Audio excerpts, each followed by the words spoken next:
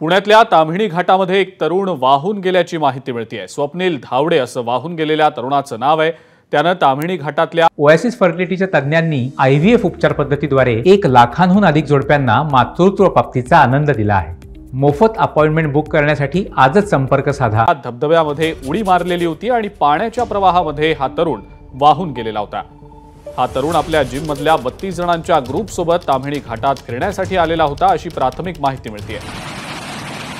ताम्हिणी घाटात गेलेल्या या तरुणानं पाण्यामध्ये उडी मारल्यानंतर तो पाण्याच्या जोरदार प्रवाहामुळे गायब झालेला होता, बेपत्ता झालेला होता।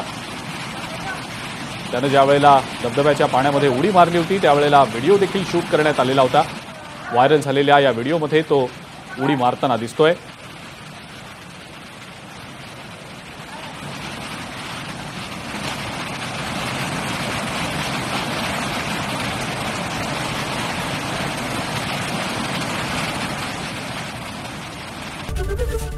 एबीपी माझा, उघडा डोळे बघा नीट।